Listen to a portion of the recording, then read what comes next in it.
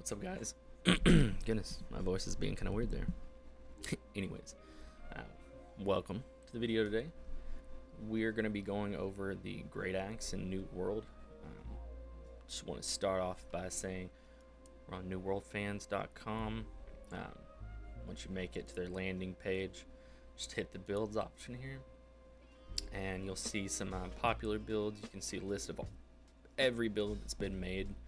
There's tons of these, 52 pages. A lot of people using these. Really cool. We'll go ahead and click create build right there, kind of a hidden spot. And this is what you're looking at right here. Very similar to the game. This is your attributes. We're gonna scroll down a little more though, and this is where you can pick your weapons. Actually, take a look at the talent trees. I'm gonna select Great Axe. That's our focus for the day. So let's go ahead and dive right in. I want to go over the main abilities from each tree. We'll start with Reaper here. So Reap is a really interesting ability. You reach out with your axe and kind of in a front arc, and you pull back into you. This is really great for bringing things into melee range. And you can also, this is if you're wanting a backup weapon for the sword and shield as your tank weapon. This is one of the options, especially for expeditions, where I guess that's one of the main reasons you'd use it or be a tank. But this is a taunt as well. It's a great opportunity. I believe it's taunts when it hits. So I believe it's an AoE taunt with anything in front of you. Those are always great, better than single target, but really interesting spell. Kind of go down the build here. You can increase the range of it. You can heal yourself for some of the damage. When you and then the final option is when you pull someone, it'll actually go ahead and auto into like a slash that does some extra damage. Really nice benefits. Great ability overall. I think it has a place in a Great Axe build, no matter which of the trees you're going into with, unless you just wanted to go pure Mauler. Anyways, we'll go on. We'll move over to Charge. Charge is a great ability as well. This is, from my understanding, one of the longest gap closers in the game. It's 10 meters. So you know, think of a warrior. You're charging extremely far with this. And then the passives that follow it, they're not as juicy as Reap, but this frenzied momentum basically changes it to where, based on the distance you've traveled, it'll do more damage. So you take that as you will. And then this kind of adds to that. You still have a range based on how far you've traveled, but now you have the opportunity to right mouse button, and it'll do a slash in front of you rather than just the charges kind of forward directional hit. So maybe a little bit easier to land. Maybe somebody dodges you, you can slash, hit them a little easier. But I'd say both of these abilities are up for debate. I do believe Charge is fantastic. Again, arguably the strongest gap closer in the game. Great for melee. So I think it's worth taking in PvP, things, open world, even when you're just trying to move around. It saves a lot of time considering there's no mounts. But and we'll jump over though. Great ability. I recommend taking it. I plan on taking it for my first build on beta. So, and then we've got Execute here. This is one of the hardest hitting abilities in the game. At the same time, it can be difficult to land, from my understanding. So I recommend trying it at the very least and seeing if you can kind of get the flow of it, get good at it, as some would say. What's really cool, so it's 175 weapon damage. That's massive. If you look, this is 107, 130, 115, 50, 100. So 175, it's absolutely massive. And then it will do 30% more damage to foes under 50% health. So it's like a true execute. That's crazy. Let's go ahead though. We'll take a look at his passives. It gains grit, right? So while you're hitting it, and correct me if I'm wrong, but if someone hits you with anything, even a stun, from my understanding, I could be wrong there. Grit will allow you to just ignore it and keep swinging through it.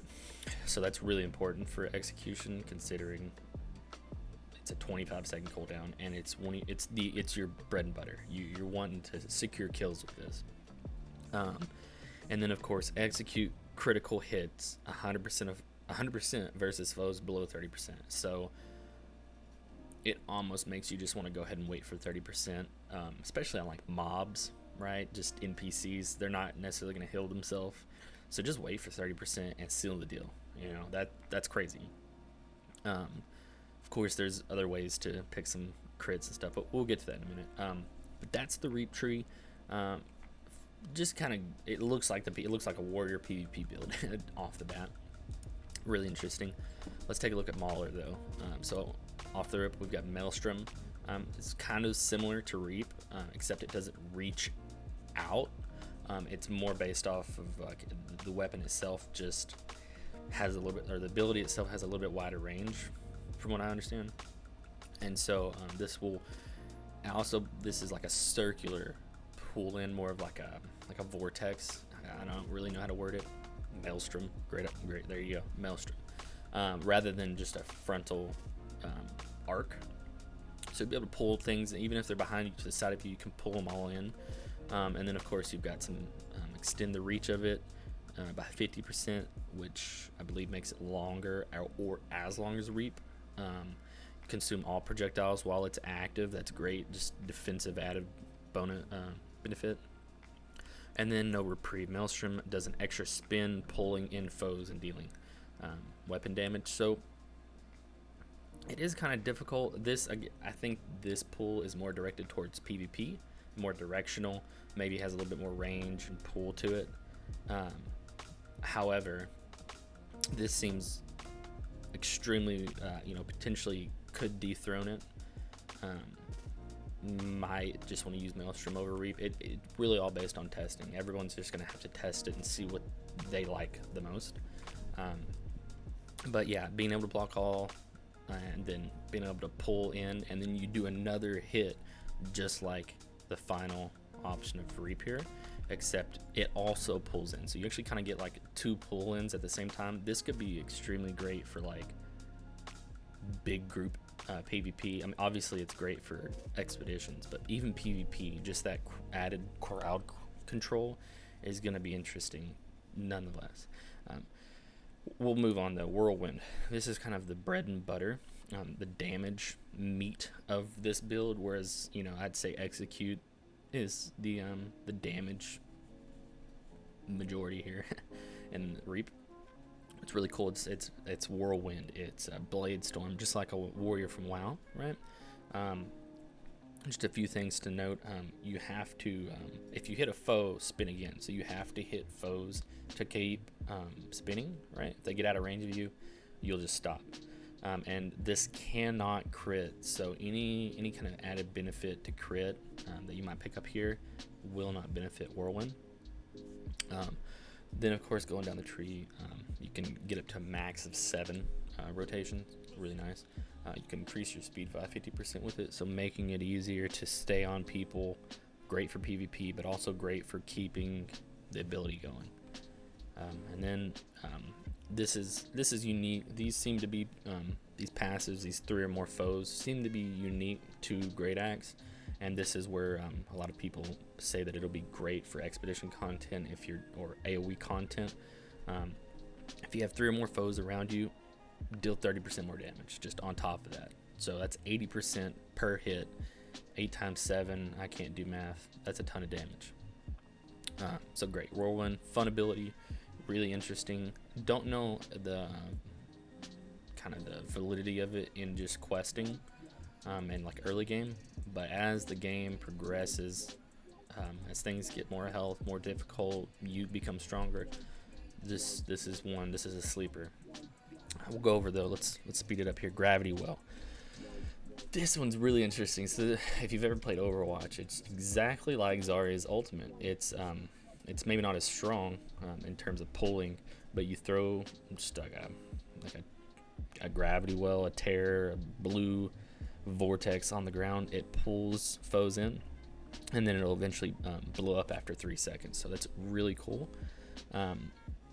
Increase the burst passives here. Increase the burst damage by 10% for each foe caught in the vortex. It's fantastic. Allies gain 20% fortify while standing in your well. So like melees that melee people that are trying to reap the benefits of your pull here. They're trying to get their damage in. Oops. Really interesting. Great. I mean, this is a quirky little build, but I'm interested in more Mauler play for sure. That's kind of the main abilities. I don't want to spend too much time on the passives here, but we'll just go through them real quick. Basically, you've got a focus on light attacks and crit in this build. You got a little bit of added like health, heal yourself for 10% on crits, heal yourself for 10% on targets below 30. The real notable thing, though, the really cool ultimate from Reaper is Bloodlust. You move 30% faster and deal 15% more damage when looking at a foe within 15 meters. So it's actually further than your 10-meter charge. This is insane. This is one of the best. Just keep them in front of you. That's the hardest part. Some people will struggle. That's fine, but that's huge. 30% faster. That's like a rogue sprint, always up. And I think that's what is going to really help this. It's two-hander. It's a little bit slower, but the ability to stay on people with your charge, with your pull, with your faster movement, even more if you can get 2 light attacks off. That's going to be fantastic. This build, though, like I was saying, oops, a little bit more unique to it. It does focus more on heavy attacks, which seems more PvE focused. Pull with a heavy attack. After you cause a pull, your foe is held still 10% longer. It's kind of neat. But while holding a great axe, gain 10% damage when 3 or more foes are within 4 meters. So that's nice. While holding a great axe, gain 10% armor when 3 or more foes are within 4 meters. It's fantastic as well. Decent little passives for when you're going to be in those AoE situations. And again, open world or mass PvP, you're going to see potential benefit there as well. But what's really interesting and kind of adds to that expedition PvE factor for this build is great axe attacks increase damage by 5% for 3 seconds, max 10 stacks. So that's 50% increased damage if you can get those hits up. I don't know if it begins to build off of Whirlwind, but if so, I mean, right off the rip, you've got 7 stacks. If you can hit all of these on an opener, maybe you can pull in, get 2 hits, and then open. There's 9. So tons of like PvE, AoE, grindy opportunity here, and I think that's what is really interesting about the Great Axe. So that's really all I have for breaking it down today. Just want to close with my thoughts. I think Reaper is going to be more of your small scale or open world gameplay. Mauler, of course, being you need more opponents. No, it doesn't matter the situation really. Skill is going to come down to who can make what happen, and of course there'll be some other weapons that might counter you, make it difficult to do your job. But Mauler definitely going to need a lot more targets available than just 1 or 2 while you're questing. If you want to go Mauler right off the rip because you just love the fantasy of just AoE everywhere, be sure to AoE pull when you're questing. Get some heavy armor and then just go out and be a tank, AoE pull, and mow them down. Yeah, I think that's really kind of closes up my thoughts there. I'll finish with this. This is a Great Axe, whether it's the best weapon in the game or the worst weapon in the game, I plan on having it on my bar. If it's so bad that it's not the most viable in certain situations, I'll allow my second weapon to kind of take the role of my main weapon. But there's just something about a massive axe, I'm sold. But so yeah, that's all I got today, guys. If you enjoyed the video, be sure to thumbs it up, like it up. I appreciate it. It helps me get into the algorithm, trying to get into the algorithm before beta here. I also plan on making more videos like this for other weapons. So if you want to see some more of those, be sure to subscribe, hit that notification bell. That's about it. If you have any thoughts or anything like that, leave them in the comments below. I'll see you next time.